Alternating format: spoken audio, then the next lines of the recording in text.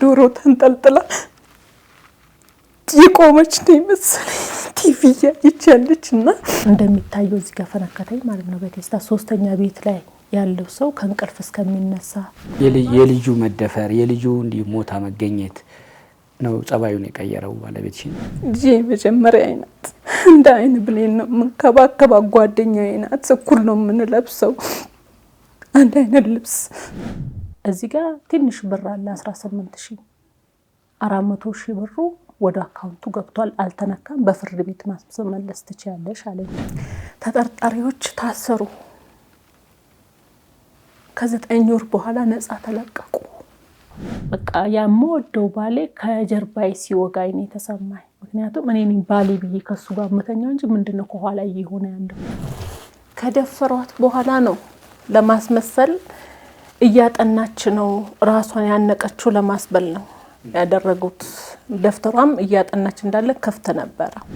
እነዚህ ልጆች ለማየት አንቺ ገፍተሽ ወዳሉበት ሄደሽ ታውቂያለሽ? ሲመጣ ቤት የለውም እና ልብስ አጣቢያን ሲጠይቅ ወጣ ብላለች። ከዛ ሽጉጡም ይዞ ወጣ ማለት ነው ከቤት። ከባድ ነው የመጀመሪያውን በቡ። እነዚህም ደግሞ በህይወት እያሉ መናፈቅ እና ፎቅ ወስዶ ዘጋባቸው ማለት ነው እንዳላያቸው። ለትንሳኤ ወደ ቅድስቲቱ ከተማ ኢየሩሳሌም እስራኤል እንሄዳለን። ሲምባ ትራቨል ኢየሩሳሌምን እንደ መዳፍ እናውቃታለን። 27 ዓመታት የማስጎብኘት ልምድ አለን። ያሉን ቦታዎች ውስን ስለሆኑ ቀድማችሁ ተመዝገቡ ብለን እንኳ አንመጻደቅም። ባይሆን ያሉን ቀናቶች ውስን ስለሆኑ ቶሎ ተመዝገቡ። በመጋቤ ሐዲስ ቅዱስ ገብርኤል እመብርሃን እነሆ ወንድ ልጅ ትወልጃለሽ ተብላ ከተበሰረችበት እሱ ራሱ ባለቤቱ ተወልዶ ያደገ ያስተማረ የተሰቀለ የተነሳ ያረገበትን ሁሉን በእኛ ታያላችሁ። መቃብሩም ክፍት ነው፣ ተነስቷል፣ በዚህ የለም።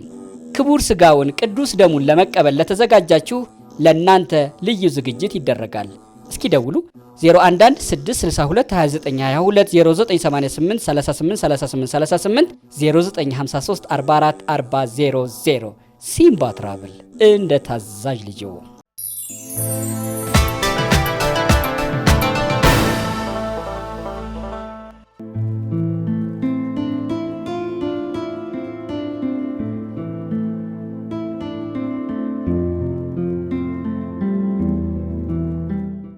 እንዴት ናችሁ? ይሄ እግረኛው ሚዲያ ነው። ተክለ ሃይማኖት አዳነ ነኝ። ለመንገር አይደለም ለመድገም ያህል ነው። ሼር፣ ሰብስክራይብ ማድረግ ማስደረጉን አትርሱ። እንደ ውለታም ይቆጥረዋል እሱን። የዛሬ እንግዳዬ ወይዘሮ መቅደስ ሶሎሞን ትባላለች ከሻሸመኔ። ታሪኩ የ8 ዓመት ከ8 ወር ሴት ልጇ ሲምቦኔ ትባላለች። ተደፍራ ታንቃ ተገላ ተገኘች በቤቴ ውስጥ አለችኝ። ሌላ ታሪክ የ16 ዓመት ትዳሯ ደግሞ በእንጥልጥል ላይ ነው፣ ግን እየኖረችው አይደለም። ባል ወሊሶ፣ እሷ ሻሸመኔ። እንዴት መሃሉ ይነገራል ብላኛለች። መሃሉን ልንሰማ እኛ ተዘጋጅተናል። የዛሬ ባለ ታሪክ እንግዳዬ መቅደስ ሶሎሞን እና እኔ ከናንተ ጋር ነን። እናንተም እኛን ምሰሉ። ወይዘሮ መቅደስ፣ አቤት። ይሄ ምን ይላል? እግረኛው ሚዲያ። እንኳን በደህና ወደ እግረኛው ሚዲያ መጣሽ። እንኳን ደህና ቆየኝ። ደህና ነሽ? እግዚአብሔር ይመስገን። ከሻሸመኔ ነው የመጣሽው? አዎ። በጣም ይገርማል። ሩቅ ነው። እንኳን ደህና መጣሽ። አመሰግናለሁ። ብዙ ታሪኮችን ነግረሽኛል። ያዘንኩባቸውም ደግሞ አንዳንዱ ከሆነ ጊዜ በኋላ ከሆነ ታሪክሽ በኋላ ደግሞ የነገርሽኝም የሚያስተምሩ ነገሮች አላቸው። አንቺም ደግሞ የምትጠይቂው በህይወትሽ ውስጥ እንዲሆንልሽ የምትፈልጊው ነገር አለ። በህይወትሽ ውስጥ የሆነው ነገር አንድ ያስተምራል፣ ሁለት ደግሞ የተፈጠረውን ነገር ለኛ ብትነግሪን ምናልባት የሚታረምበት ነገር ይኖራል በሚል ነው የጋበዝኩሽ። ደህና ነሽ? እግዚአብሔር ይመስገን። እግረኛውን ትከታተያለሽ? በጣም ወደው ሚዲያ ነው። ትከታተይዋለሽ። በጣም እናመሰግናለን ስለደወልሽልንም ስለመጣሽም። ምንድነው የተፈጠረው? ታሪኩ ያንቺ በትዳርሽ በልጅሽ በጣም ገርሞኛል። እንዲያውም ከዚህ ጋር በተያያዘ ከአንድ ታሪክ ጋር ሁሉ ተመሳስሎብኛል። ልጄ ተደፍራ ተገደለች። ለሞቷ ምክንያት መደፈሯ ነው። መደፈሯ ደግሞ በጨቅላነቷ ነው አልሽኝ። ይህን ስሰማ ነው የደነገጥኩት። ሌላው ታሪክ ይደርሳል ብዬ ማለት ነው። ወደዚህኛው እንደው እንመጣለን። ቀድሞ ነገር ስላንቺ ህይወት፣ ወደዚህ ህይወት ወደ ሚዲያም ሊያመጣሽ የቻለው ያስገደደሽን ህይወት አጀማመሩን፣ ከዚህ ጀምሮ የታሪክ ክፍል ይነገራል የምትይውን የሚነገረው ይሄኛው ነው ይሄኛው ይቅር የሚባል ታሪክ አለ በየሰው። ከዚህ ጀምሮ ግን ልንገርህ የምትይኝን ንገሪኝ እስኪ።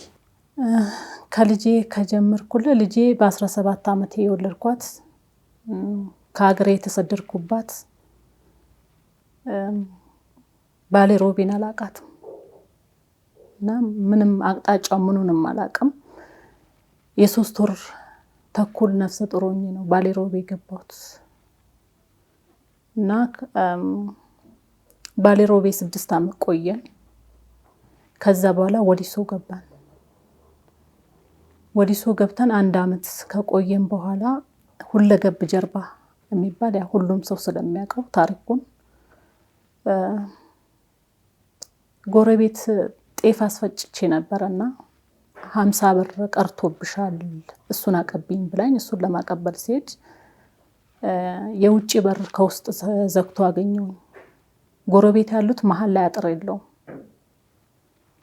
ከዛ ህፃን ልጅ ነበረ የ2 ዓመት ማለት ነው የሷ ተከታይ አልገባ ብሎኝ ውጪ ላይ ይጫወታል። ምንም ርቀት የለውም።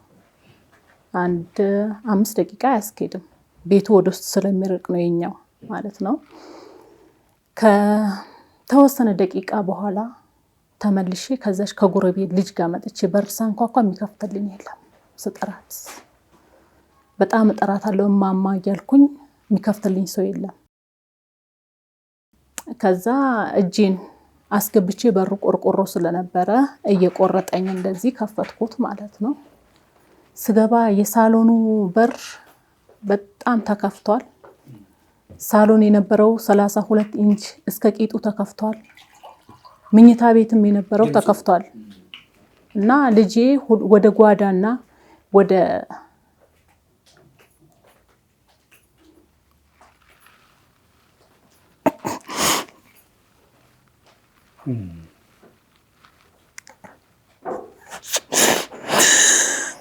አይዞሽ እኔት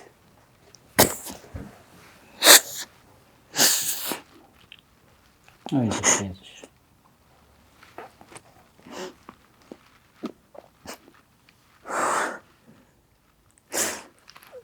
እንደ ዶሮ ተንጠልጥላ የቆመች ነው መሰለኝ። ቲቪ እያየች ያለች እና ቆመሽ ለምንድን ነው የምታዳምጪውማ ብዬ ነካ ሳረጋት ልጄ አትንቀሳቀስም። የምታጠናበት ወንበር ላይ በራሷ ቶርሽ ጫማ ላይ ፈተው ምንም አይነት ለማነቅ ምንም አያሳምንም እና ትንጥዬ ሚስማር ላይ ነው አይኗ ፈጠጥ። ልጄን አውርጃት ራሴን አላውቅም እና እኔም ሆስፒታል ገባ። ልጄንም እዛ ሆስፒታል ካሳረፏት በኋላ ወደ ሚኒሊክ ወሰዷት ማለት ነው። ሬሳ እዛ ያው በማግስቱ መጣልኝ። ራሴን አላውቅም። ሆስፒታል ነበርኩኝ።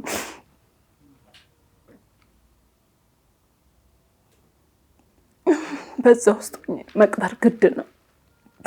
አሁንም አልቻልኩም። ራሴን ሳትኩኝ። ሆስፒታል ገባሁ። ምንም ሳይዋጥልኝ ውጪ እያየሁ ስጠብቃት ልጄ ልምሷ እየናፈቀኝ ልጄ መጀመሪያ አይናት እንደ አይን ብሌን ነው የምንከባከባት። ጓደኛዬ ናት። እኩል ነው የምንለብሰው አንድ አይነት ልብስ። ማንንም አላውቅም ሀገሩ ላይ እና ከወር በኋላ ተደፍራ ነው ተባልኩኝ እና የምትጠራጠሩት ተባለ። ሳር ምናምን ጠይቆ የነበረ ጎረቤት ግቢ ውስጥ ሳር ነበርና ያው ብዙ ናቸው ወደ 8 ምናምን ይሆናሉ የሚኖሩት። እንደዚህ ተጋይተን ነበር አልኩኝ። የነበርኩበት ቤትም ተከተላይ መታ ተደውሎላን ነው ልጅቷ የወጣችው። የነሱ ልጅ ማለት ነው። ወደ 20 ምናምን ዓመት የሚሆናት ልጅ ስትከታተለኝ ነበርና ተጠርጣሪዎች ታሰሩ። ከ9 ወር በኋላ ነፃ ተለቀቁ። ያው ህግ ያውቀዋል። የልጄ ጉዳይ ግን እነሱ ከተለቀቁ በኋላ ምንም አይነት ፍንጭ የለም። በቃ ሰው እኮ ዶሮ እንኳን ሲሞትበት ይፈልጋል መብት ያጣውና ከኔ ጉዳይ ይልቅ ልጄ ሰላም ነሳች። በቃ ማለት ምንም ማድረግ አልችልም። ስለ ሚዲያ ምንም የማውቀው ታሪክ የለም። ብስለቱ የለኝም። 2009 ላይ ነውና ቋቅሜ 1 ገብቼ ጥቅምት 10 ላይ ነው ልጅ ያረፈችው። 1 ወር እዛ ግቢ ውስጥ ገብቼ ማለት ነውና አዲስ ግቢ ነው። ከዛ በኋላ ምንም አይነት ነገር የለም። አሁን ሁሌም ስከታተል ቲክቶክ ተጠቃሚ አይደለሁም። ምንም አይነት ነገር ማለት ምንም አይነት ነፃነት አልነበረኝም በፊት ማለት ነው። እንደዛው ተመሳሳይ ፌበን የምትባል ልጄም ፌበን ኤፍሬም ነው የምትባለው። ፌበን ኤፍሬም እና ቁጥር 2 የደረጃ ተማሪ ናት። 3ኛ ክፍል ልጅ አንደኛ በጣም ማቹር ልጅ ናት። 3 የተደፈረችው 8 ዓመት ከ8 ወር 8 ዓመት ከ8 ወር እና የብዙ ታሪክ ወልቂጤ ላይም እንደዛው ተመሳሳይ ተፈጥሮ ነበር። ሌላ አሁን የነገርሽኝ በራሷ ቶርሽን ጫማ ገመድ ተሰቅላ ሙታና ያገኝሻል። በኋላ ደግሞ የሕክምና ውጤት ደግሞ ተደፍሮ ይገናኝልኝ እኮ ብዬ ነው ታሪኩ። መሰቀልና መደፈረን ምን አገናኘው? እስኪ አገናኙ ታሪኩ። ከደፈሯት በኋላ ነው ለማስመሰል እያጠናች ነው ራሷን ያነቀችው ለማስበል ነው ያደረጉት። ደፍተሯም እያጠናች እንዳለ ከፍተ ነበረ። እያጠናች ያለችው ወንበር ላይ ነው ያቆሟት። አንገቷና ሚስማሩ አንድ ላይ ነው ያለው። ምንም ወይ ተንጠለጠለ። ያው የታነቀ ሰው ስናይ እግሩ መንጠልጠል አለበት። የሷ ደግሞ ያው ወፍራም ስለነበረች ዘፍ እንዳለች ነው ያለችውና አንገቷ ብቻ ነው ወንበሩ ላይ ያለው። እንደረገጠ ነው አንገቷ ብቻ ነው ትንሽ እንደዚህ ያለውና ትንሽ እዚች ጋር ብቻ ትንሽ ቆረጥ ያረጋት ገመዱ እና በቃ ምንም አይነት ነገር ከዛ በኋላ ፍንጭ የለም። አባትየውም እዛው ጋር ቆመው መደፈሩ ነው ለህይወቷ መጥፋቱ መደፈሩ ነው መታነቁ ነው? አይ ደፍረው ነው ማንነታቸውን እንዳትናገር እንዳታቀባቸው ነው ከገደሏት በኋላ ነው የሰቀሏት እንጂ መደፈርም አይደለም አንቋትም አይደለም። ስለዚህ ሰውየውን ስለምታቅ ማንነቱን ስለምታቅ እንዳትናገር ነው የገደሏት። እና ልጄን በእንደዚህ አይነት ሁኔታ ነው ያጣዋት። ከዛ በኋላ ደግሞ ያው ከባለቤቴ ጋር ምንም አይነት ሰላም የለንም። ከመጀመሪያውም ጀምሮ በቃ ተጋብተን ከአመት በኋላ ምንም አይነት የማላውቀው ባህሪው በብዛት ፊልድ ነው ሲመጣ ጭቅጭቅ ነው። በቃ ልጆችን ለማሳደግ ነው ደፋ ቀና መለው። ይሄኛው እህትየው ስትሞትበት አምጫ ልጅቷን ነው የሚለኝ። ታታን አምጫት በቃ ማለት አብረው ነው የ2 ዓመት ይሄኛውን በጀርባ ያዝዬ እሷን በእጄ ይዤ ነው ትምህርት ቤት ማደርሰው። አብረው ነው የሚጫወቱ ማንንም ማያውቁምና ልጄ ብቸኛ ማለት ነውና በቃ በዛ ውስጥ ሆኜ ነፍሰ ጡር ነበርኩኝ 4 ተኩል። እሱም ያው እግዚአብሔር አልፈቀደውም ወጣ። አሁንም በቃ ለልጄ አብሮ መጫወት ስለሚያስፈልገው ዶክተሮች እያስጠነቀቁኝ አቺም መሸከማቺም አልተረጋጋሽም እየተባልኩ በወር እንደገና ረጋስኩኝ ማለት ነው። አሁን ያለው የዚህኛው ተከታይ ማለት ነው ወሰን የሚባል ልጅ። አሁንም ምንም ሰላም የሚባል የለም። በቃ ጭቅጭቅ ነው። ሁሌም ሰላም የለም፣ ጭቅጭቅ ነው። ውሃ ቀጠነ ነው በቃ ማለት እማላውቀው አይነት ሰው ነውና ምናልባት የልጁ መደፈር የልጁ እንዲህ ሞታ መገኘት ነው ጸባዩን የቀየረው ባለቤትሽን? አይ ከፊቱም ነው ከፊቱም በቃ ከቤት መውጣት አልችልም፣ ሰው ማግኘት አልችልም። ያው ከቤተ ክርስቲያን ለቤት ነው፣ ከቤት ቤተ ክርስቲያን ነው። ምንም የማውቀው ታሪክ የለም። ጎረቤት ማን ይሁን ምን ይሁን አላውቅም ከመጀመሪያው ማለት ነው። ከዛ በኋላም ላለው በቃ ልጅ የነበረ ሽማግሌ በዛ በጨቅላ አይምሮዋ የ8 ዓመት ልጅ ሆና እሱ ሲጨቃጨቅ ዳዲ ማሚን አትናገራት፣ አንተ ስትናገራት ስትጣሉ ሰይጣን ደስ ይለዋል፣ እግዚአብሔር ደግሞ ይናደዳል። እናንተ ስትታረቁ ደግሞ ሰይጣን ይቃጠላል፣ እግዚአብሔር ደስ ይለዋል። ልጄ ብትኖር ሽማግሌ ናት፣ ሁሉ ነገሬ ናት፣ ምንም ሰው አያስፈልገኝም ማለት ነው። እና እሱ በዛ ቀጠለ። አይዞሽ አለው ከጎንሽ፣ እንደ ታላቅ ወንድምም እንደ አባትም እንደ ባለቤትም ከጎን ሆኖ ሊያጽናናኝ ሊያበረታታኝ ሲቃ ሌላ ሰው ነው የሆነብኝ። ማለት ዶክሜንቶች ያሸሻል። እኔና ባሌ ስንገናኝ ከሜትር ከ20 ፍራሽ ነው። ከኔ ፊት ምንም ያለው ሀብት የለም። አብረን ነው ሰርተን ያገኘ ነው።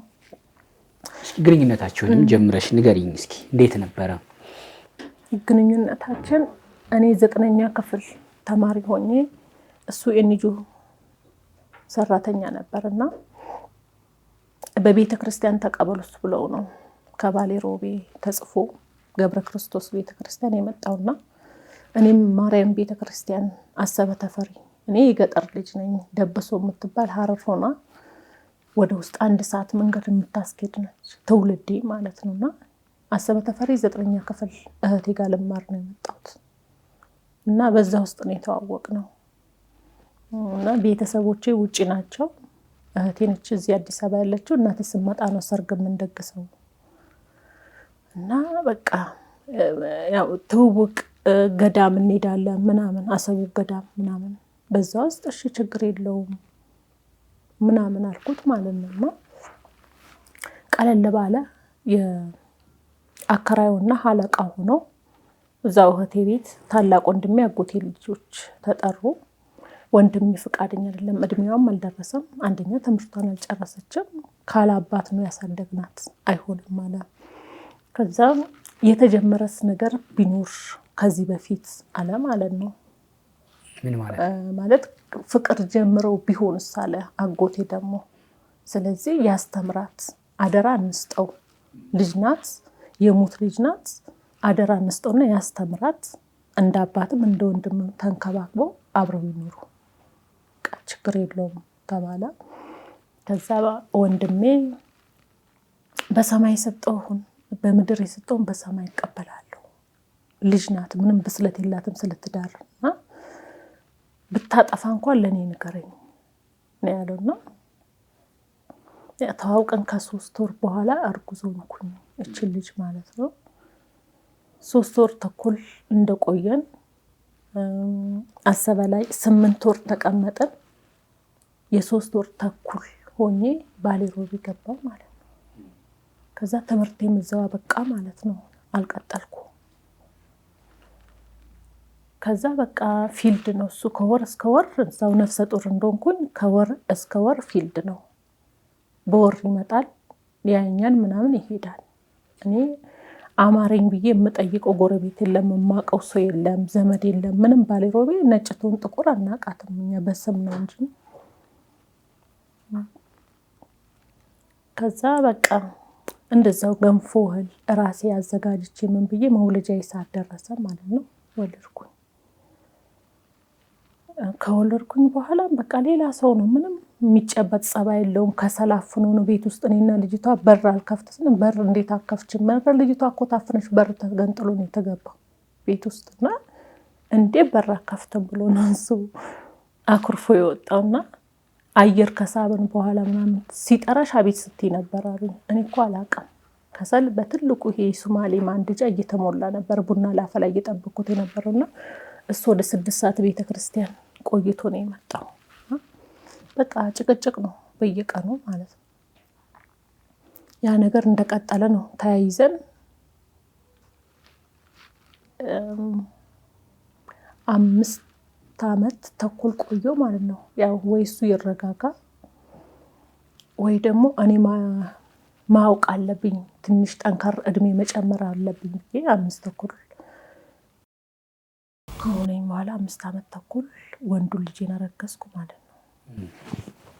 አሁንም ጎረቤት ደህና አደርሽ ብሎኝ እንደሚታየው እዚህ ጋር ፈነከተኝ ማለት ነው በቴስታ። 3ኛ ቤት ላይ ያለው ሰው ከእንቅልፍ እስከሚነሳ ተከራዮች እስከሚመጡ ምንድነው መሬት ያነቃነቀው ብለው ሲመጡ ደሜ እንዳለ እየፈሰሰ ነው።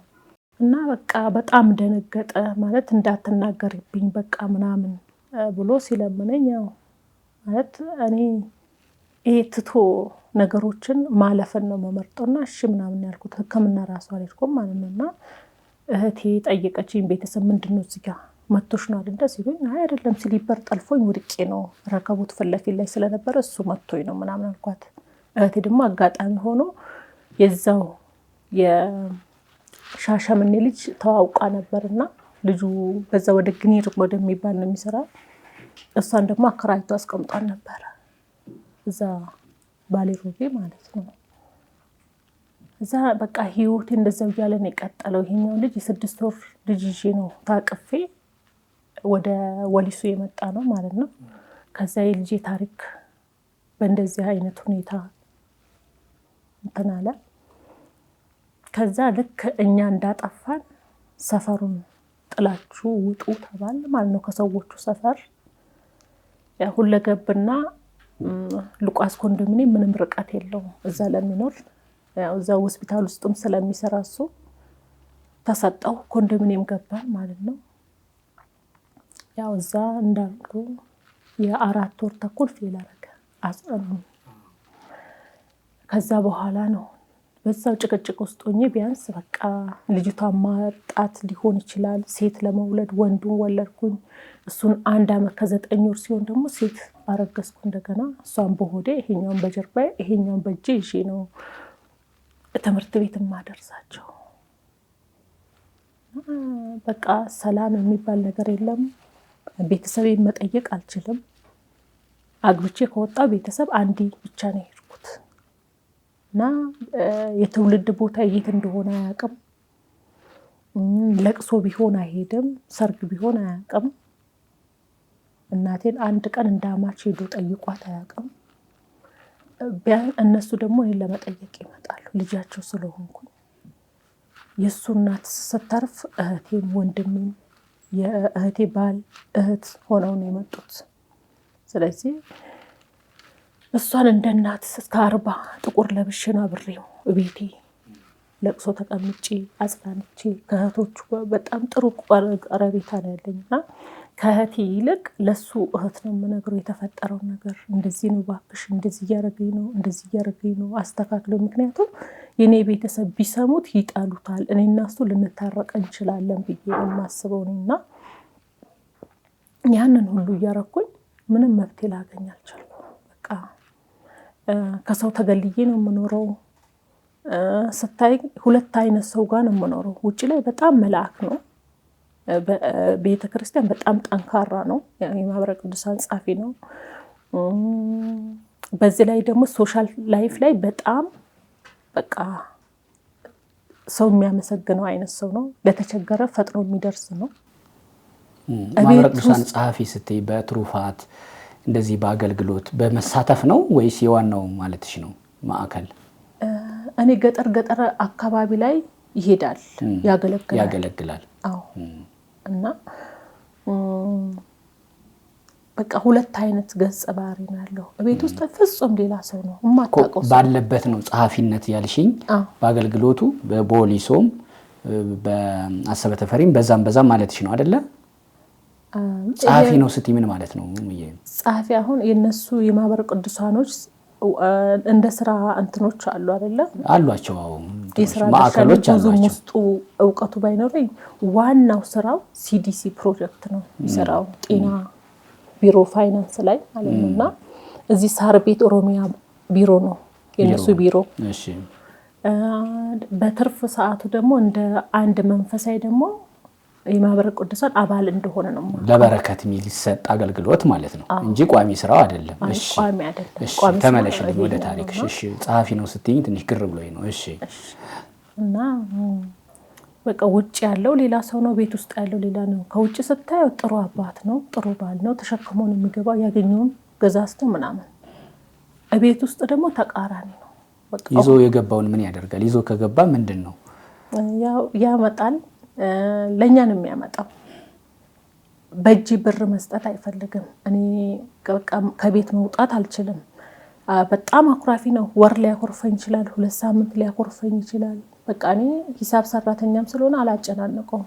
ምክንያቱም አንደኛ የልጅቷ ሞት አለ። እኔ ሁሌም እያልኩ ከቤት ውስጥ ማለቅስበት ራሴ ምጥል ከሆነ አንድ ሂሳብ ከሳተ የኛ እህል ውሃ አለቀለም ማለት ነው። እና ራሴን ነው ትሪት እያደረኩ እንዳላዘነ ሰው ከሱ ኋላ አለቅሳለሁ። ከሱ ጋር አላሳየውም ያንን ፊት። ከዛ ሲመጣም ደግሞ በቃ ቢያጎርፍም ና ፓርክ በቃ ናም ብዬ ውሃ ሞቄ ምናምን እግሩን አጥቤ በቃ የሚፈልገውን አይነት ምግብ በራሴ ባለሙያ ነኝ ማለት ያው የራሴ በራሴ ማለት ነው። እንደ አንድ ሴት እና እረፍት እንዲያደርግ ነው የማደርገው። እና በቃ ከፈለገ ፊልድ ነኝ ይላል፣ ይሄዳል፣ ሳምንት ምናምን ይቆያል። ሲመጣ በቃ በ4 ነጥብ ነው የሚዘጋኝ። ወይ በቃ የሆነ ሰው ጎረቤት ደህና አደርክ ስል ባይ ምንድን ነው ይሄን ነገር ግዳጅ ነው፣ ሴት ጓደኛ ግዳጅ ነው። በቃ ካላስፈለገኝ አላስፈለገኝም። እሱ ደግሞ ሌላ ሰው ነው። ግድ ሰው ደግሞ ካለ ሰው መኖር አይችልም። ስለዚህ ሰዎቹም ይርቁኛል፣ እኔም እርቃቸዋለሁ ማለት ነው። በቃ ምንም እሱን አጋልጫ ለመስጠት ባሌ እንደዛው ጥሩ ሰው እንደሆነ ይቀጥላል። እኔ ደግሞ እንደማይመቸኝ የቤት እመቤት እንደሆንኩኝ አንድ በቃ ልጆቿን ትሪት እንደምታደርግ እናት እሱን አሳልፌ አልሰጠውም ማለት ነው። እና ያቺኛው የሞተችብኝ ልጅ አለች። እነዚህ ደግሞ ትምህርት ቤት ሄዶ እስከሚመጡ አላምንም። ኮንዶሚኒየም ላይ ነው የምኖረው። እዛ ላይ እየሄድኩ ነው የምጠብቀው። ያው ሆስፒታሉ ሲለቅ የራሳችንን ገዝተናል፣ ኮንዶሚኒየም ማለት ነው እዛው ግቢ ውስጥ። እና ሌላም ኤልሼፕ ቤት ነበረ መሬት ላይ። ባንክ አቢሲና ባንክ የሚሰራ ልጅ ነው የገዛው። ካርታ ፕላኑ በእኔ ነበረ ባንቺ ስም። እና ያው ሁሉ ነገር ብሩም በእኔ ነበር የገባው ሲሸጠው ማለት ነው። ያው አቢሲኒያ ባንክ ሰራተኛ ስለሆነ ማለት ነው ልጁ ገዢው። ከዛ ከቆይታ በኋላ በቃ አመመኝ፣ ኩላሊቴን ያመኛል፣ ወድቄ ነበረ፣ ወገቤ መስጊያ ያመኛል ምናምን እና አሞኛል ሐኪም ቤት ምናምን አልኩት። ፊልድ ነው ስመለስ ምናምን አለኝ እና እግሬ በቃ ይከዳኝ ጀመረ።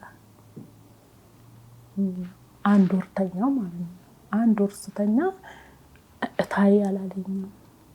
ጎረቤት ላይ የነበረችዋ ፋርማሲ ትሰራለች እዛ ሆስፒታል ውስጥና ጓደኞቼ ስለሆነ ፋሚሊ ነች ብዬ እንትን ልበልሽና ነይ ታይ አለችኝ። እዛ እግሬ ምናምን አየኝ፣ ምንም ችግር የለበትም። ስለዚህ ወገብሽ ላይ ችግር ይኖራል ይሆናል ወርቀሽ ከሆነና አዲስ አበባ ታይ ተባልኩ። ስለዚህ ምን ሆንሽም አላለኝም። እሷ ምን አገባት ለምንድን ነው የምትሄጂው? እንዴ እኔ መሞት አለብኝ 1 ወር እኮ ነው። ስለዚህ ሳይነስ ሲያመኝ ሐኪም ቤት አትወስደኝም? ኪኒን አገዛም? ለምንድን ነው እንደዛ የሚሆነው ምናምን አልኩት ማለት ነው። እዛ ጸጥ አለኝ። የሆነ ወረቀት እያገላበጠ ነው። እሺ ብዬ ዝም አልኩት። እሱ ወደ ስራ ሲሄድ ዝም ብዬ ቡክ ስፈልግ ቡኮች የሉ። እዛ ኢቴምም የለም። እኔ በር አውጥቼ ያው ልታከም ነበረ። እዛ ስጠይቀው አላየሁም አለኝ ማለት ነው። ከዛ ሄድኩኝ ማናጀሩ ጋር እና ቡክና ኢቴም ጠፍቶብኝ ነው እንደዚህ ብር ፈልጌ ነው ምናምን አልኩት። ስንት አለሽ አለኝ። ወደ 400,000 ብር ምናምን አለ ምናምን ስለው ከዛ አየና ደንግጦ ተረጋጊ ምናምን አለኝ። ማን ነው የወሰደብሽ? እንዴት ሊጠፋ ቻለ ቡኩ ምናምን አለኝ። አይ ቤት ውስጥ ነው ያለው፣ ያው ከባለቤቴ ጋር ስምምነት የለንም እና ብሩ ካለ የተወሰነ ብር ስጠኝ። ስንት ብር ነው ያልሽኝ አለኝ። 400,000 ብር። የሰው ሚስጥር ማውጣት አንችልም አከሌ ለማለት ግን ኤፍሬም ታደሰ ባለቤትሽ ነው አለኝ። አዎ። ስለዚህ ይሄን በፍርድ ቤት ነው ማስመለስ የምችው። እዚህ ጋር ትንሽ ብር አለ 18400 ብሩ ወደ አካውንቱ ገብቷል፣ አልተነካም። በፍርድ ቤት ማስመለስ ትችያለሽ አለኝ። በጣም ነው። በምን ገባ? በሞባይል ፓርኪንግ ነው። በሞባይል እሺ። ሞባይሉ ደግሞ ሲሙ የሱ ነው፣ እኔ ነኝ ግን የምጠቀመው። ባለቤትና ሚስትና ባል ስትሆን ምንም የምትደባበቀው ነገር የለም። ቁጥሩን እኔ እንደውም ፓስወርዱ ራሱ እንዴት እንደሚሞላ አላውቅምና በ20 ቀን ጋብ ውስጥ ነው ብሩን አስተላልፎ የጨረሰው። ከዛ እሺ ስጠኝ ያለውን ምናምን አልኩት። ንብ ባንክ ላይ ደግሞ 100,000 ነበረ፣ 50,000 ቀድሞ ወስዷል፣ 50 ቀርቷል እዛ ላይ። በቃ ይሄንን እዛኛው ላይ አጣጣውትና ወረቀት ስጠኝ አልኩት ያወጣበትን። እሺ ስቴትመንቱን። ከዛ አዲስ አበባ ነበረ ሄዱ በመሃል ማለት ነው። መጣ አኩርፎኛል። አሁንም ማለት እንደዛ 1 ወር ከምናምን ማለት ነው። ኤፍሬም አልኩት ወደ 8 ሰዓት ልጆቼ እንዳይሰሙ። ኪያ ነው የምትይው? የኔ ፍቅር ነበረ በፊት እንደ ማለት የሆነ ሰዓት በጥፊ ሲመታኝ ከዚህ በኋላ የኔ ፍቅር አለም። የኔ ፍቅር የሚባለው እውነተኛ ሪል የሆነ ፍቅር የሚያሳይ ሰው ነው። እኔን አፍንጫዬ ባፊ ደም እስከሚመጣ በጥፊ ብለኸኝ የኔ ፍቅር አይደለም ኤፍሬም ብዬ ነው መጠራክ በስምክ አልኩት። እሱ ማሚ ነው የሚለኝ። ጥፊው የፍቅር ከሆነ ይሁን ችግር የለውም። ግን ያው ስለ እንደ ሰውኛ ደግሞ ለምትወደው እንኳን ጥፊ ለምትወዳት ሚስትክ ሞታ ህይወትን የምትሰጥክ አይንም ባይን ከምታሳየን ሴት ጥፊ አይደለም እንደ በቃ ሁሉን ነገር ልትሆናት እኮ ነው። ሲከፋትም ስትደሰትም ካይኗ አይተህ ትረዳታለህ ሚስትህን። ምክንያቱም በቃ ሁሉ ነገርክ ነች አይደል ማለት ከእናት ከአባት ይልቅ ሁለታችሁ በደንብ ትተዋወቃላችሁ። ከዛ በኋላ ኤፍሬም ነው የምለውና እራት ሰጠሁት ምናምን እንደተኮራረፈን ፈገግ ብዬ ልጆችን አስተኝቼ ምናምን ሶፋ ላይ ተኛ። ከዛ ፈልገሃለው ጸሎት የሚያደርግበት ቦታ አለ መኝታ ቤታችን እና ግባ አልኩትና አልጋ ላይ አስቀምጬው ቡኩን አጣሁት፣ ኢቲሙንም አጣሁት። አንስተህ ነው አለ ምናምን አለኝ። ትሰጠኛለህ? አዎ አለኝ ማለት ነው። ስጠኝ አልኩት። ምንም ይዋሸኝ የለም አልኩት። ምንም ዋሽቼሽ አላውቅም አለኝ። እውነት አልኩት። እውነት ማርያምን ገብርኤልን መድኃኒዓለም ስል እጄን አነሳሁት ማለት እያስማልኩት ነው። ጸሎት የሚያደርግበት ቦታ ላይ እንዲያረክም አላልኩት፣ ዝም አልኩት። ለምን መድኃኒዓለምን ሲል አነሳሽው? ምክንያቱም በቃ ይዘናከል መሀል ላይ አያስፈልግም። እውነቱን እያወቅኩ እንዳይቀሰፍብሽ ፈርተሽ ነው? አዎ ማለት በድፍረት አንዳንዴ ሰውን ለማሳመን ብለ አላፊ ጠፊ ለሆነ ነገር ይዘናከል። በቃ እኔ ለራሴ ተሰማኝ። ለሱ አንደኛ በቃ ያምወደው ባሌ ከጀርባዬ ሲወጋኝ ነው ተሰማኝ። ምክንያቱም እኔ ባሌ ብዬ ከሱ ጋር መተኛው እንጂ ምንድነው ከኋላ እየሆነ ያለው? አንደኛ ስታመም ካላስታመመኝ ምንም አይነት ለኔ ቦታ ካልሰጠው ፋሚሊን የማይጠይቅ የማያከብር ከሆነ ጭራሽ አንድ ላይ ነው ምን የት ነው የምወስደው ያንን ብር? እና ስጪኝ ብል የምሰጠው ብር ነው። ከኋላ መደበቁ ለምን አስፈለገ? የዋነት አያስነቅም። ምናልባት አንድ የቢሆን ጥያቄ ነው የምጠይቅሽ። እዚህ ጋር ባል ነው፣ ብዙ ተቋማትን ማኔጅ የሚያደርግ ነው፣ የገንዘብ ደግሞ ሂሳብ ላይ ነው የሚሰራው። በውጭ እንደሚውል ሰው ለጋራ ጥቅም፣ አንቺ ደግሞ ቤት እንደምትውይ ሰው አይ ላልተገባ ነገር ተውለዋለች በሚል እያስተዳደረሽ ከሆነስ ለበጎ ብሎስ ከሆነ ያወጣው ማውጣቱን ለምን በክፉ አየሽው? ምክንያቱም ያንቺ የሱ ነው የሱም ያንቺ ነው። እዚህ ጋር የተፈጠረ ሌላ ነገር ከሌለ በስተቀር ለትንሳኤ ወደ ቅድስቲቱ ከተማ ኢየሩሳሌም እስራኤል እንሄዳለን። ሲምባ ትራቨል ኢየሩሳሌምን እንደ መዳፍ እናውቃታለን። 27 ዓመታት የማስጎብኘት ልምድ አለን። ያሉን ቦታዎች ውስን ስለሆኑ ቀድማችሁ ተመዝገቡ ብለን እንኳ አንመጻደቅም። ባይሆን ያሉን ቀናቶች ውስን ስለሆኑ ቶሎ ተመዝገቡ። በመጋቤ ሐዲስ ቅዱስ ገብርኤል እመብርሃን እነሆ ወንድ ልጅ ትወልጃለሽ ተብላ ከተበሰረችበት እሱ ራሱ ባለቤቱ ተወልዶ ያደገ ያስተማረ የተሰቀለ የተነሳ ያረገበትን ሁሉን በእኛ ታያላችሁ። መቃብሩም ክፍት ነው፣ ተነስቷል፣ በዚህ የለም። ክቡር ሥጋውን ቅዱስ ደሙን ለመቀበል ለተዘጋጃችሁ ለእናንተ ልዩ ዝግጅት ይደረጋል። እስኪ ደውሉ 011 662 2922 0988 38 38 38 0953 44 40 ሲምባ ትራቭል እንደ ታዛዥ ልጅዎ።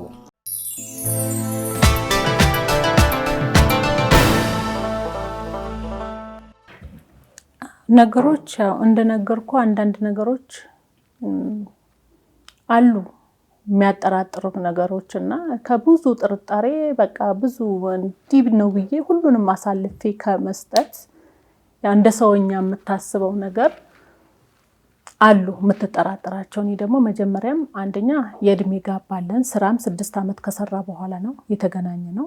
ትዳር አለ ወይ ሌላ ነገር የጀመርከው አለ ነው ጥያቄ እንጂ ደሞዝ ስንት ነው ምን አለ ምንድን ነው ብዬ አይደለም የጠየቅኩት። ባህሪው ደግሞ እንደዛ እየተቀየረ በሄደ ቁጥር ለራስም ውስጥ ከሚሰማ ነገር አለ። ከፈለገው ከጠየቀኝ እኮ እኔ ተወስደዋለሁ። እሱን ስጠይቀው ከመለሰልኝ ምንም ችግር የለውም። ባልና ሚስት ከዛ በላይ ስለሆነ ማለት ነው። ብር ተራ ነገር ነው። ስለዚህ ያ ነገር ተፈጠረ፣ ምንም አላልኩትም። እንደገና ሁለተኛ ቀንም ጠየቅኩት። አሁንም ያንኑ መልስ ነው የመለሰልኝ። ምንድነው ደጋግመሽ ጠየቅሽኝ? ከፈለግሽ ቡኩ ላይ አታይ ምናምን አለኝ። ኤፍሬም እኔ የዋነኝ እንጂ ሞኝ አይደለሁም። አንተ ሕክምና እንደዚህ ስታደርገኝ እንዲህ በቃ ባህሪ ሲቀየር ሄጄ ቼክ አድርጌ ይሄው ወረቀቱ ተሰጥቶኛል ብዬ ወረቀቱን ሰጠሁት። ደነገጠ። አንቺ ከኋላ ልታወጪ ሄደሽ ነው አለኝ። ከዛ እኔ ምንም አላልኩትም። ስቄ ዝም አልኩት። እንጀራ እየጋገርኩ ነበረ። እሺ ምናምን ብዬ ዝም አልኩት። ከዛ በቃ መልሶ እንደገና ዘጋኝ ማለት ነው።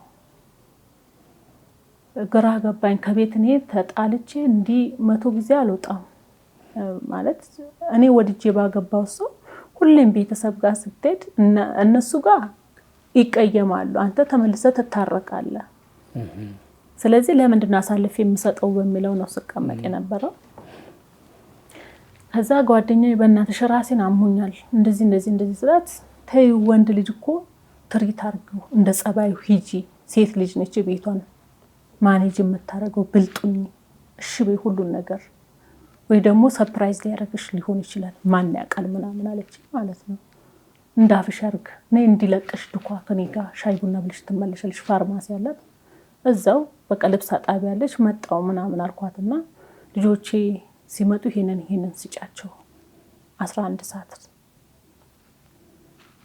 10 ደቂቃ ልጆችን አላምንም። ማንም ሰው ጎረቤት ላይ መቅደስ ከተባለ የማያቀኝ ሰው የለም እና ይሄኛው መክሰስ ከሚበሉ መጣለው ብያት ሄድኩኝ ማለት ነው። በዛ መሃል መጣ። ሲመጣ ቤት የለውም እና ልብስ አጣቢያን ሲጠይቅ ወጣ ብላለች። ከዛ ሽጉጡን ይዞ ወጣ ማለት ነው ከቤት። እዛ መንገድ ለመንገድ ተሳስተን ልክ እኔ አገር ሰላም ነው ብዬ ስመጣ ቶሎ ልብስሽን ቀይሪ ምናምን ሽጉጥ ይዟል ምናምን ኤፍሬም ተናዷል። ምን አጠፋው ማለት ጓደኛዬ ጋር ነው ሄድኩት፣ ያቃል ያለንበትን አያናገረኝ ምን ማለት ነው ምናምን አልኩና ልጅቷንም እንትን ከመል እነሱ ያው እርስ በራስ እንዳይጎዳት ብለው በሰውኛ አስበው 3-4 ሆኖ በጣም ተጨንቋል። ከውጭ ላይ ተነጋግረው ይመታታል ምናምን ብለው ከዛ ትንሹ ልጅ አይቶታል።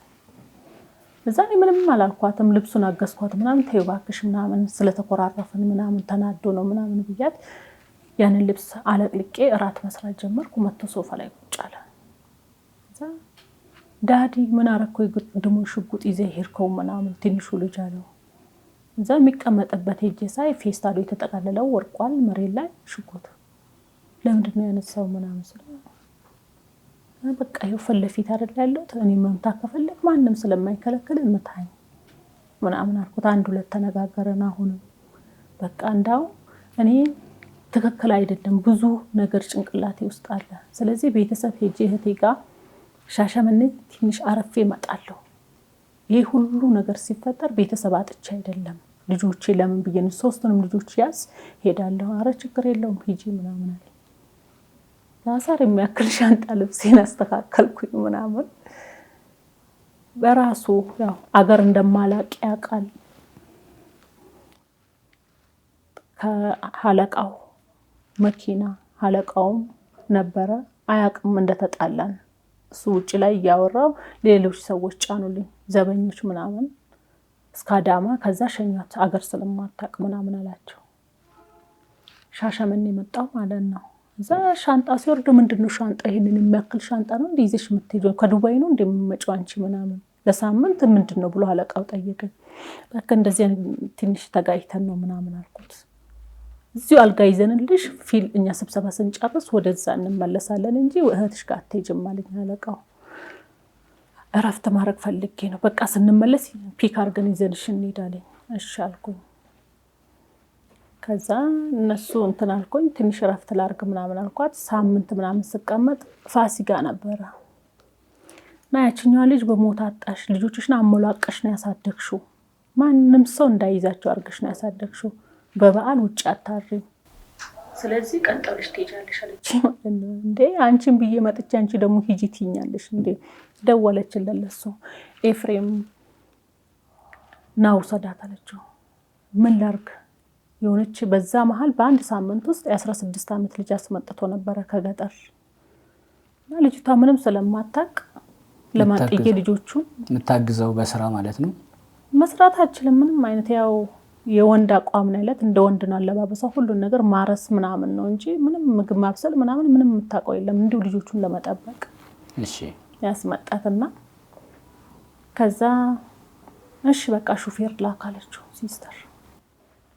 በሹፌር አይቶ ማመን ሲባል ሰምታችሁ ከሆነ በወልቂጤ መንገድ 9 ሰዓት ሹፌር መጥቶ 2 ሰዓት ነው ማታ የገባሁት ወሊሶ እያቆራረጥኩ ያው እንትን ስለሆነ ጉልባን ቀን ስለሆነ ሊጥ የለም ቀጥታ ወደ ስራዬ ነው የገባሁት። በዓል ስለሆነ ብሩንም መልስላት ፍቱት እዛው ተነጋግራችሁ አለቃም አለ ፍቱት በቃ ምናምን አለችው። እሺ ችግር የለውም ሃይሜ ምናምን አላት። ዛ በዓሉ አለፈ ጥሩ በቃ ተጠራርተን ጎረቤት ምናምን አሳለፍነውና ጥያቄን ጀመርኩ። የመጣሁበት ይሄ ነው ወይ ብሩን መልስልኝ ቦታው ላይ ወይ ደግሞ እኔ እንደ ሴት ልጅ አንተን ማገዝ እፈልጋለሁ መውጣት እፈልጋለሁ ሱቅ ክፈትልኝ አልኩት። እኔ አንቺ እንደማጪ ነው እንጂ አልተስማማም ብሩ ላይ አለ። ከዛ እንዲህ እያለኝ ነው ብዬ ለሐለቃው ነገርኩ። እንዴት አደርጋለሁ ከእጅ ያዘት ወርቅ እንደ መዳብ ነው የሚቆጠር። በአሁን ሰዓት እንደዚህ አይነት ሴት የለም የምትላትን ሁሉ እሺ የምትል ሴት በወሰድከው መንገድ የምትሄድ መጣች። ይሄ እኮ ተራ ነገር ነው። ምንም ሊሰማው አልቻለም። እንደገና ሙስሊም ሌላ ጎረቤት አለ፣ ፕሮቴስታንት ሌላ አለ። 3 ነው ገቡበት። አሁንም አልቻሉም።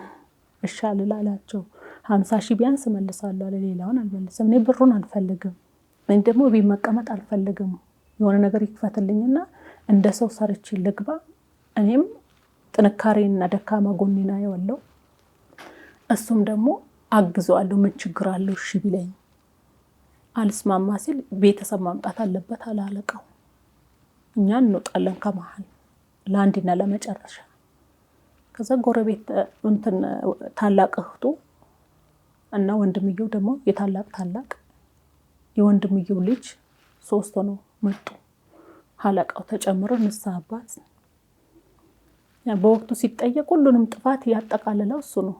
ቦታው ላይ ሽጉጡንም ለሱ አይደለም ምናምን ግን ይዤው ነበረ ብሩንም አሁን እንደዚህ አውጥቼው ነበረ ይሄንንም ልከናት ሁሉንም ነገር ግን ያው ስለምትቆጣኝ ነው ስለምሰርበኝ ነው ምክንያት ያቀረበው። ማለት ሰው እብድ አይደለም ከመሬት ተነስቶ የሚሳደበው ልትጋጭ ትችላለህ። እዛ በቃ አስታረቁን ሄዱ ማለት ነው። እቺ ልጅ ቤት ውስጥ አለች እና ወንድና ሴት በደንብም ገጠር ላይ ስለሆነች በደንብም ስለማላውቃት እቺ ምንድነው የምትሰራው ነው ያልኩት ስመጣ። ምክንያቱም እቤት መጥረግ አትችልም። ቤቱን ከላይ እንደዚህ ወደ ላይ ነው የምትጠርገው። ቤቱን ሽንኩርት ስከተፍ ሽንኩርቱን አስቀምጣ እንዲህ ነው የምትለው። ምንም የምታውቀው ታሪክ የለም። ሴት ናት እኮ ምናምን አለኝ ስቆ ማለት ነው። እዛ የሆነ ሰዓት ከኔ ጋር ስታወራ ይጨቃጨቃታል ምናምን እንድትቆም አይፈልግም ምናምን በቃ ይመታታል። ልጃችን ብትኖር የሷ እድሜ ናት ምንም አታውቅም። ማሰልጠን እችላለሁ እኔ እንደ ሴት እንዲህ ነው የሚከተፈው ሽንኩርት እንዲህ ነው የሚጠረገው ሱሪሽን ከፍ አድርገሽ ሰሪ። በቃ ቅያሪ ሄጄ ራሴ ጫማ፣ ልብስ፣ ሸሚዝ ገዝቼ ሁሉን ነገር በቃ ልክ እንደ ልጆቼ ማለት ነው። ምክንያቱም ልጄ ብትኖር የሷ እድሜ ስለነበረችና ከሆነ ሰዓት በኋላ ቮሚት ያረጋት ጀመረ። ምንድነው ምናምን ስላት ማጋ ነው ትለኛለች። ማጋ ማለት ምንድነው ምናምን ብዬ እችኛው ፋርማሲ የምሰራውን ጓደኛዬን ስጠይቃት ኮሶ ማለት ነው አለች። ስጫት ምናምን ብላ ሰጠችኝ። ከፋርማሲ ሰጣታለሁ፣ ምንም የለም፣ ሰጣታለሁ፣ ምንም የለም። 3 የሰጠኋት ሳይስላታል። አሁንም አሞክሳ ተጀመረ። ምንም የለም። ሆዷ እየጨመረ መጣ። ከአንድ 2 ጎረቤት ወገቧ እየሞላ ነው። እያየሻት ነው፣ ይደክማታል፣ ትተኛለች። እዛ ጠየኳት ከወንድ ጋር ግንኙነት አለሽ ወይ ሳትመጪ በፊት? እኔ ምንም ነገር ስለማላስብ ቤቴ ውስጥ አይ ምናምን አለችኝ። ሆድሽ እኮ ይጠነከራል፣ እኔ ሴት ልጅ ነኝ፣ ወልጄ አውቃለሁ ምናምን ብዬ ነኳት። ኧረ ለኪ አኑር ፋሚቲ ዋና ከናም ቤኳለችኝ ማለት ነው። እሺ ብዬ እንትን ማር ነበረ ማንዴላ በርቀት። ስለዚህ እኔ ልፈተን ወደ ወልቂጤ ሊሄድ ነው። እነሱ ቫኬሽን ብለው ከልጆቹ ጋር ይዞ ወደ አዲስ አበባ እሷን መጣ ማለት ነው። እኔ ቢቀረው እነሱ አርብ ከቤት ሲወጡ እኔ እሁድ ልወጣ ማለት ነው ወደ ወልቂጤ ዩኒቨርሲቲ። ደውሎ ልጅቷ እርጉዝ ነች ብሎ ከቤት ጮሆ ምናምን አለ። እንግዲህ ወንድሜ አጠገቤ የለ፣ እኔ ሴት ልጅ ነኝ፣ የማውቀው ነገር የለም። የምታውቁት ነገር ካለ እዛው ጨርሱት፣ እኔ ምንም የማውቀው ታሪክ የለም። እዚህ ላይ ደግሞ ልፈተን ሊሄድ ነው። ያው ማንዴላ ማለት እሱ ነው ወረቀቱን ሁሉን ነገር የሚሞላው። ምክንያቱም 12 ወሰደች ብቻ እንዲባል ነው እንጂ ምንም የማውቀው ታሪክ የለም። ከዛ ሄደ እሱም እዛው እኔም ሄድኩኝ። ተመልሼ ስመጣ ቅዳሜ በሳምንቱ በቃ እንደዚህ አይነት ነገር አርጊና እንሂድ ምናምን አለኝ። ዶሮ ገነጣጥዬ በረዶ አርጌ ዳቦ ደፍቼ ምናምን ልጆቼም ናፍቀውኛል፣ ሳምንት ቆይቻለሁ፣ በቃ መሄድ አለብኝ ብዬ ቅዳሜ አርብ ገብቼ ቅዳሜ ውዬ እሁድ ሄድኩኝ ማለት ነው። ሲሄድ ልጅቷ ትሸሽኛለች። ለምንድን ነው የምትሸሽኝ? የተፈጠረው ነገር ምንድን ነው? እሱ ማወቅ አለብኝ። እኔ ፊቴ ተቀምጣ ማውራት አለባት፣ ከማን እንዳረገዘች ምን እንደሆነ ያሌለ ባህሪ ያየሁባት ነው። እዛ በ4 ነጥብ ዘጋኝ። እንዴት እንደዚህ ተጠራጠሪያለሽ? እንዴ ሰው ነኝ፣ ለምንድን ነው የማልጠራጠረው? ማወቅ ያለብኝ ነገር ማወቅ አለብኝ እኔ። ከዛ አኮረፈኝ። እዛ እህትዬ ስትጠይቅ ፎቅ አውጥታ ለምንድን ነው እሷን የምሸሸት ማለት? አይ ሳያት ማፈር ጀመርኩኝ፣ እሱ ነው ትላታለች ማለት ነው። እዛ ለኔ ያልነገረችም ዝም አለችኝ እህትዬው። እዛ እኔ በራሴ መንገድ እንደገና እኔ ቁጭ በይ፣ እኔ ተፈለጪ ተቆረጪ አልልሽም፣ ምንም ማረግሽ የለም፣ ያረገሽው አንቺ፣ የምትጎጂው አንቺ ነሽ። እድሜሽ ገና 16፣ እዚህ ላይ ትሪት መደረግ አለብሽ በሕክምና በምንም እንጂ እኔ እኮ ልቆጣ ምን አገባኝ? ነኝ እንደ ሴትነት ልርዳሽ ነው ያልኩት እኔ ምናምን አልኳትና በቃ ጥያቄን ሳበዛ አትጣሉም፣ አትጨቃጨቁም፣ በእኔ አትፋቱም አለ። የሰው ቤት አፈርሻለሽ ብላኛለች አለችኝ። እዛ እኔ ለምንድን ነው የሚፈርሰው ቤቴ? አንዴ እኮ ተፈጠረ፣ ምንም ማድረግ አይቻልም አልኳት። እሱ ነው አለችኝ ማለት ነው። በወቅቱ ሴት ልጅ ስትወልድ በጣም ነው የሚያንቀጠቅጣት። ምንም መልስ ነው ያጣት ማለት ለረጅም ሰዓት ያንቀጠቀጠኝ ጀመረ። ሳምኳት ምናምን፣ አይዞሽ ሂጂ በቃ አንቺ ታች ጠብቂኝ አልኳት። 4ኛ ፎቅ ላይ ነበርን። በቃ ብርድ ልብስ ብለብስ ምንም ሊሞቀኝ አልቻለም። በጣም ነው የደነገጥኩ ማለት ሰውነቴን ነው የወረረኝ። እዛ እህትየውን ጠርቻት አውቄያለሁ፣ ይሄንን ጉድ ማንም ሰው እንዳይሰማ በመጨረሻው መልኩ ጨርሽው። አይ በቃ ያመኛል። ምክንያቱም እኔ ልጄ ከሞተች በኋላ የሆነ ስናደድ ልቤ ያዞረኛል፣ ማይግሬን አለብኝ፣ ጭንቅላቴ በጎን በቃ ስለዚህ ጭንቀት አልችልም። ስለዚህ ይሄንን አንቺ ጨርሽው ከአቅሜ በላይ ነው ብዬ ጸጥ አልኳት። የልጄ ልደት ነበረ 3ኛ ዓመቷ ነሐሴ 1። ስለዚህ ልደቱን ለማክበር አልቻልኩም። ነይ ምናምን ተቀላቀይ ምናምን እያልኳት፣ ከዛ እሱ ማይሆን ፊት ነው የሚያሳየው። እኔን ያየኛል። ስሸሽ የነበረው ለምንድን ነው መጠጋት የጀመረችው ማለት ነው። ልጅ አይደለች እንዴ? ሰው ሲንጫጫ እኮ ደስ ይላታል። እዚህ ላይ ነፍሰ ጡር ነች፣ ያምራታል። ኬክ ለምንድን ነው የማትበላው? እዛ ሁሉን ነገር ሰጧት ምናምን። እነሱ ወንድሙ ከውጪ መጥቶ ነበር። የመጀመሪያ ልጁ ሞቶ መቅዶኒያ ሊያሳልፍ 40 እና ወደ ላይ ሄዱ። ሁሉም መኝታ ቤታቸውን ያዙ። እኔና እሷ ቁጭ ብለን እሷ ሚሪንዳ እየጠጣች ቀጥታ መጣ። ከዛ ምንድነው የምታወሩት ምናምን አለ። ሰው አይደለን ማውራት በፊት መሸሻ አሁን ለምንድን ነው የተጠጋችሽ ምናምን አለ። መጠጋት እስካለባት ማውራት አልችልም እኔ ምናምን አልኩት። እዛ የስፕራይቱን ጠርሙስ አንስቶ ሊመታት። ለምንድን ነው የምትመታት? ምክንያት እዛ ሁለቱ ግብ ፈጠሩ። ማን እንደሆነ አውቄለው የተፈጠረው ያንን ለመሸፈን ከሆነ ከመጮህ ይልቅ ደግሞ መብት መፈለግ። ምክንያቱም እቺ ልጅ አገር ቤት ነው የምገባው። አገር ቤት ስገባ ደግሞ ብዙ ሰው ይሰማል። ስለዚህ ቤት ተከራይታችሁ የሚሆን ምን አርጉ። እዛ ጮህ ካልመታዋት አለ እኔ በቃ ይመታታል ይገላታል ብለው ከፈለ አደሩ። ጠዋት ገብርኤል ሄጄ ካልማልኩ እኔ አላረኩም ማለት እዛ ንስሐ ካህኖች ጠሩኝ። ልጅቷም ዘመድ እሱም ዘመድ ነው። እንዴት ነው የሚሆነው ይሄ ነገር? ለልጆችሽ ነው የሚተርፈው። ምን ይመስልሻል? እኔ እንዲምሉ አልፈልግም። ልጅቷን ብትምል የልጆቼ ስጋ ናት፣ እሱም እንደዛው። በቃ እኔ ምንም የማውቀው ነገር የለም። ይቅርታ ተባባሉ። እሺ ይቅርታ ተባባል። እዛው መጣው ቤት ወንድምየውም ይቅርታ ጠይቃታለ። ይቅርታ ተጠያየቅን ቤትም ማለት ነው። በቃ ደስ እንዲላት የአንገት ሐብል ግዛላት ምናምን አለው። እሺ አለው። ላንቺ አልተገዛም፣ ግን ሐሳብ ነው። የሰው ልጅ ከሐሳብ ነው አይደል የሚጀምረው።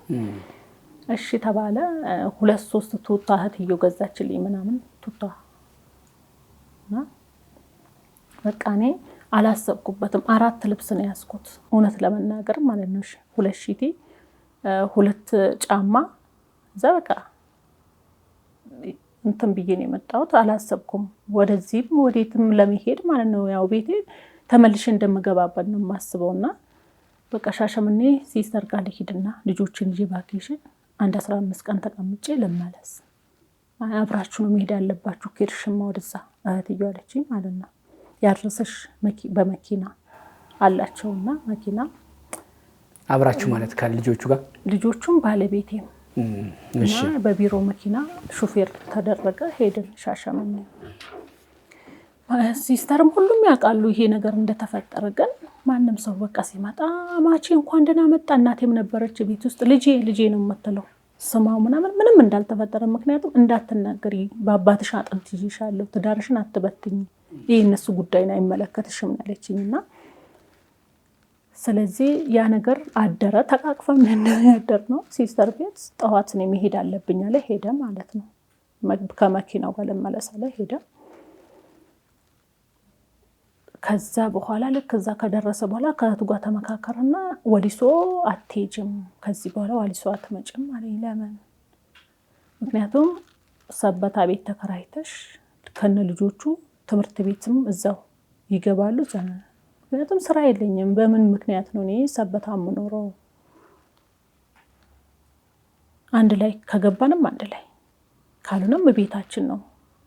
እንደዛ ከሆነ አልመጣም አለኝ። እህትየውም ደውላ ለምንድን ነው እምቢ የምትይው? አላረገውም። ይሄ ክፍተት እንዳውም እድል እየከፈቱ መሄድ ነው። መኖር ካለብን አንድ ላይ ካልን ደግሞ ቤታችን ነው። መቀየርም ካለበት ስራውን ተቀይሮ መምጣት ወደዚህ እንጂ አላረገውም አልኳት። ከአንድ ከቢሮ ባልደረባ ነች። ወደ ውጪ ለመሄድ ፕሮሰስ እንትን ቪዛውን እያደሰ ነው እና ቤት የሚከራይ እየፈለገ ነው አለችኝ። 3 ልጆች እኔ ጋር ናቸው። እንደነገርኩ ብር እጄ ላይ የለም። የአንገት ሐብል የጆሮ እና ጣቴ ላይ ያለው ብቻ ነው የኔ ያለኝና ልብሴና ላይ ያዝኩ። ምን አላልኩም። እዛ ኤፍሬም እንደዚህ አትመጣም ስለው ይቅርታ ካልጠየቅሽኝ አልመጣም፣ ሰበታ በመግባት ከተስማማሽ እመጣለሁ አለኝ ማለት ነው። እስማማለሁና አልኩት። ምክንያቱም 3 ልጆች ጥሎብኝ ከሄደ ቪዛውን እያደሰ ነው። ይሄ ነገር ተፈጥሯል። ምንም ነገር ቪዛ የምን ቪዛ?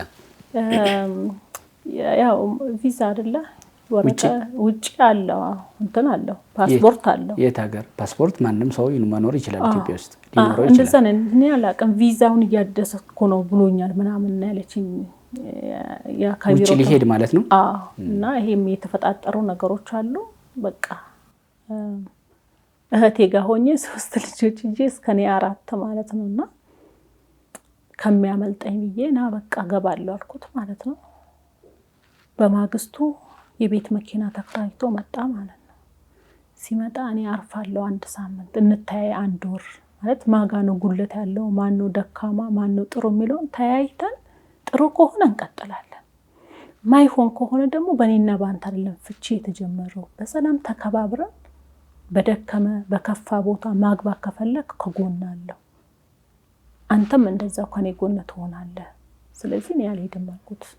ትንሽ ደነገጠ። ሲስተር ደግሞ ከመሻት አትወጣም 11 ሰዓት ሆኗል እደር ከቤት ወጣ ብለን ሻይ ቡና እያል እናውራበት። ባልየውም ነበረ ወጣን። እኔ ለምጠይቀው ጥያቄ እሷ ያለችውን ሁሉ እስማማለሁ። በቃ እሺ እንድትፈታኝ ነው የምፈልገው፣ እሱም ከሆነ ደስ ይለኛል ችግር የለውም ማለት ነው። ዘመንም አልስማማ ስንል ወደ ቤት ተመለሰን። አደረ። ጠዋት ልጆቹን ይዞ 11 ሰዓት ላይ ወጣ ማለት ነው። በቃ ከዛ ለት በኋላ እግሩኛ ቤት ረግጦ አያውቅም። ሽማግሌ የሚባል መጥቶ አያውቅም። ቀረ። በስንተኛው በ3ኛው ቀን እህትየው ደወለች። ትመጫለሽስ ከሌላ ሰው ጋር ሊሄድ ነው አለች ማለት ነው። ሊሄድ ነው ወደ ቤት ግድ ስለሆነ የሆነች ያው እንዲሁ መጠረጠራ ልጅ ነበረች። በሌላ ጊዜም ትምጣ ምናምን ስለኝ አይፈልግም። እኔን የምታከል ያ 30 ምናምን እኩያ ምንድነው የምሰራው? እኔ የምፈልገው ልጅ የሚይዝ የሚላላክልኝ ነው እንጂ ስራ የለኝም እምላት ልጅ ነበረች። እሷ ተጠራች። ከሷ ጋር ገቡ ማለት ነው ወደ ቤት። የትኛው ወሊሶ ገቡ። በቃ 3 አመታቸው አንድ ቤት ነው የሚኖሩት ከልጅቱ ጋር ማለት ነው። ከዛ በኋላ አንቺ አግኝተሽው አታውቂም? አግኝቼው አላውቅም። ያገኘሁት በምን መሰለ 5 ወር ነሐሴ 3 ሻሸመኔ መጥቼ ጥር 7 ያጎቴ ልጅ ባልሞተ ያቋል ልጅ ስትሞት መጥቷል እና በአክሲደንት ነው የሞተው። ዶክተር ነው። ደንግጠን ሄድን። እዛ ሄጂ ወር ስቆይ ሌላ የእናቴ አክስት ደግሞ ሀረር ትልቁ ከተማ ማለት ሀረር ስል ሌላኛው ሀረር ማለት ነው። እኛ በዚህኛው ነን። እኔ ወደ አሰበ ተፈሪ መስመር ነኝ። ያኛው ሀረር ደግሞ አለ ትልቁ ማለት ነውና እስካሁን ምን ትሰሪያለሽ ልጆችሽን ጥለሽ ለምንድን ነው ያለሽ 1 ወር ሙሉ ምን ትሰሪያለሽ ብላ ጠየቀችኝ ማለት ነው። አይ ጥሩ ነገር ላይ ስላልሌለን ነው አልኩት። ነገርኳት። ለአጎቴም ነገርኩት። ሌላ የዳረኝ ነበረ ቦታው ላይ ነበረ። አልመጣም እሱ አልመጣም 6 ወር ሙሉ። አዎ እዛ ነይ ጋለችኝ ማለት ነው። አክስቴ ሲሄድ ጥሩ ሙድ ላይ አልነበርኩም። ሰው ሲያወራ ወይ አኮርፋለሁ ወይ ስቃለሁ። በቃ ሌላ ዓለም ውስጥ ነው ያለሁት። ሰው ሲቀመጥ ሰው የተቀመጠበት መቀመጥ አልችልም፣ ጫጫት አልችልም። ስለዚህ ጸበል መግባት አለብሽ አለችኝ ማለት ነው። ከዛውም ጎን ለጎን ህይወት ፋና ዶክተር ሀብታሙ የሚባል የስነ ልቦና ዶክተር ታዘዘልኝ ማለት ነው። እሱን እንድከታተል እዚህ ጋር ጸበል ያንን እየተከታተልኩ 8 ወር ቆየው ማለት ነው እዛ። በዛ መሃል እህትየው ቴክስት ጻፈችልኝ በፌስቡክ። ከዛ አደጋ ተፈጥሯል ወደ አዲስ አበባ ሂጂ አለችኝ። ምንድነው ልጆቼ ከፎቅ ላይ ወደቁ ምንድነው ስላት ያንቺ አይደሉም ሂጂ። ምንድነው የተፈጠረው? አይ እንደዚህ ካናዳ ለትምህርት ሄዶ ልጁ ስላረፈ ትልቁ ልጇ ሂጂ አለችኝ ማለት ነው። እኔ እሱን በቀር ረስቻለሁ። እውነት ፈጣሪ በማይ በጣም ነው የደነገጥኩት። በጣም ነው ያለቀስኩት። ምክንያቱም እዛ ቤት የተቀላቀልኩት ያ ልጅ 8 አመት ልጅ ሆኖ ነው። ከዛ አክስቴ ይዛኝ ለሊት 8 ሰዓት ተነሳን 11 ሰዓት አዲስ አበባ ገባን ማለት ነው። 2 አክስቶች ሆነው መጣው። አለቀስኩኝ፣ ቁጭ አልኩኝ። ዝም ብሎ ነበር ሳይኝ ነበር። እኔንም አክስቶችንም ሰላም አላለም። እዛ እነሱ ሰላም ተባባል። ትልቁ ልጅ አንዴ በቃ ማለት እንደህል ማለት አብሮ መጥቶ ነበር አሉ። ሁሉም ነበሩ ልጆች፣ 3ቱም ልጆች ነበሩ እዚሁ አዲስ አበባ።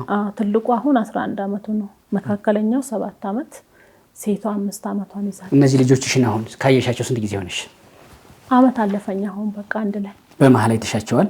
አረ በፍጹም ድምጻቸውንም ሰምቼ አላውቅም። አመት አለፈሽ ካየሻቸው? አዎ። እዛ ትልቁ ልጅ አንዴ ሳመኝ ናሳም ተብሎ ወንድየው በጣም እኔ ጋር መቀመጥ ፈልጎ ነበረ እና ያውቃሉ እናታቸው እንደሆነሽ? የለችም ብሎን ነው ምናምን አለ። ናፍቆኛል እውነት ለምን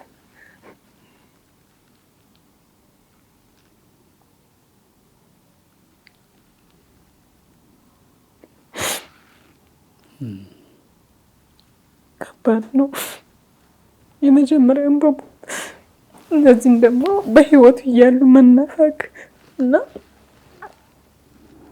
ፎቅ ወስዶ ዘጋባቸው እንዳላያቸው እና ልጅቷንም አይቻታለሁ። የኔን ቱታ ነው ከላይ የለበሰችው ከሱ ጋር የነበረችው ልጅ እቺኛውም ልጅ ነበረች እርጉዝ የተባለችው መታ አክስቶችን እጅ አስታጥቃን ሄደችው።